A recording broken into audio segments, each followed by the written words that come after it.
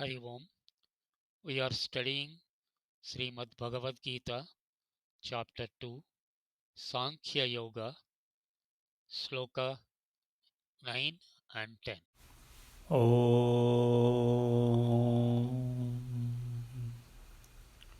ॐ सहनाववतु सहनौ भुनक्तु सह वीर्यं करवावहै तेजस्विनावधीतमस्तु मा विद्विषावहै ॐ शान्तिः शान्तिः शान्तिः। अथ श्रीमद्भगवद्गीतासु उपनिषत्सु ब्रह्मविद्यायां योगशास्त्रे श्रीकृष्णार्जुनसंवादे साङ्ख्ययोगो नाम द्वितीयोऽध्यायः।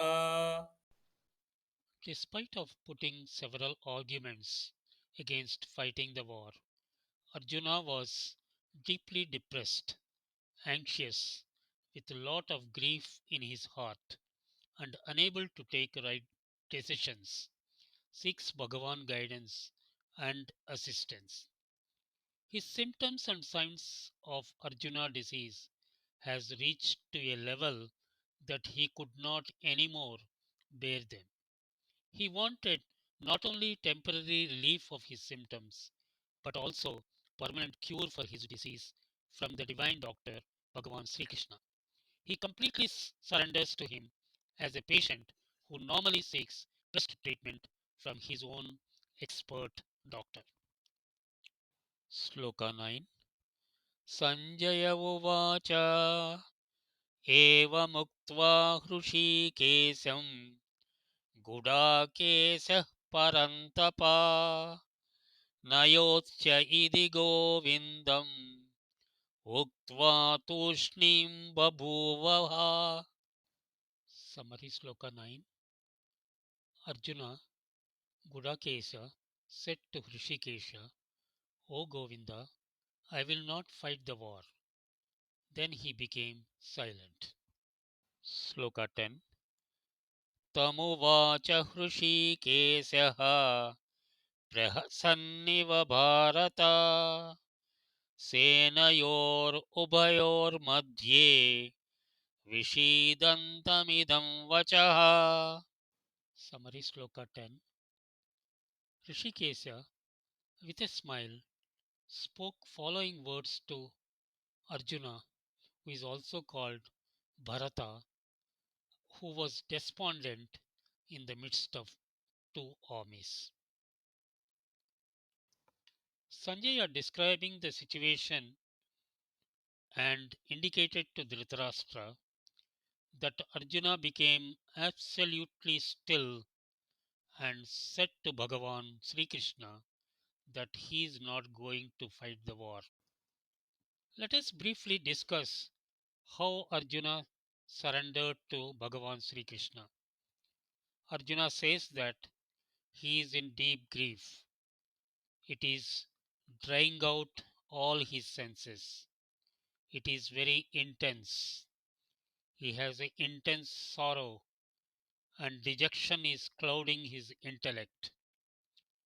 Don't know what to do and what not to do.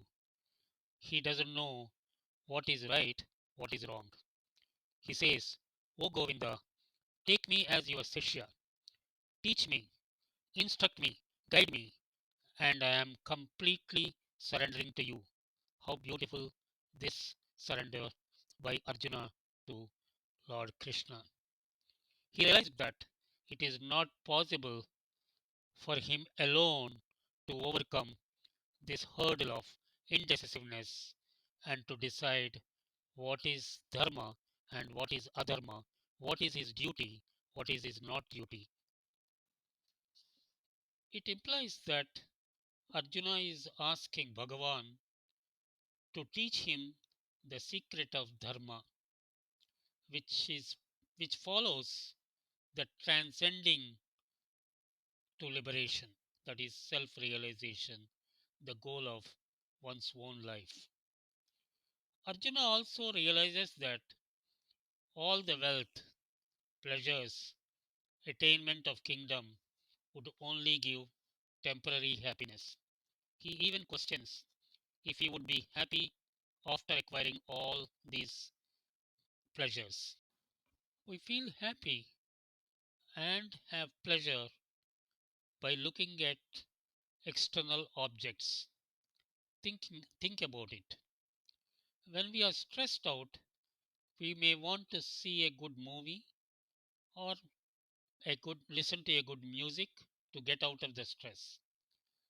We might temporarily succeed, but the root cause of the stress will come back after some time as you have only suppressed it by the pleasures or pleasurable objects.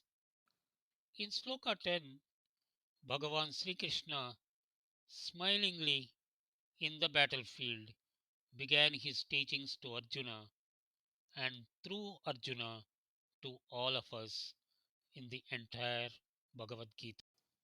Swami Sarvapriyananda, head Spiritual Center Ramakrishna Mission, New York, very eloquently speaks about the essence of Bhagavad Gita and what it means to all of us. He begins asking questions. Who is teaching Srimad Bhagavad Gita?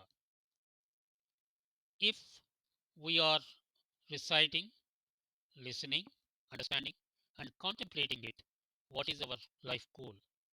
The answer to the first question is very clear. Bhagavan is teaching Arjuna through, though he does not know the true nature of Lord Krishna at the present, and through him teaching all of us the true essence of Bhagavad Gita.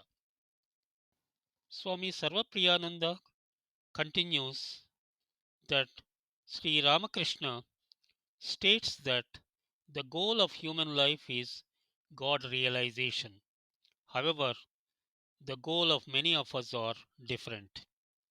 We want to get a good job, good salary, good family, want to be rich, famous, more happiness, and overcoming suffering is more important to many of us. We do not seek spiritual happiness but replace the happiness with worldly happiness. Swami Sarvapriyananda states that Bhagavad Gita teaches us how to get permanent happiness and overcome grief and sorrow. When we cannot completely overcome sorrow by kama, that is desire, artha, wealth, dharma, morality, Gita teaches us how to get permanent happiness through moksha, that is spiritual path. Bhagavan Sri Krishna teaches us about self-realization through spiritual path. Swami Nikhilananda, in his discourse, while reiterating the essence of Bhagavad Gita, Bhagavan Sri Krishna teaches us the eternal wisdom and reveals the absolute truth. The teachings allows us to look our own lives as a whole. It is showing our true identity. Bhagavan is showing the path of action to attain the state of enlightenment or self realization.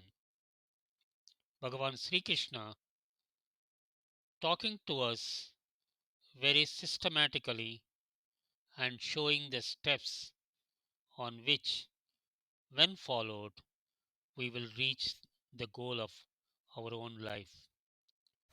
ॐ पूर्णमदः पूर्णमिदं पूर्णात् पूर्णमुदच्यते पूर्णस्य पूर्णमादाय पूर्णमेवावशिष्यते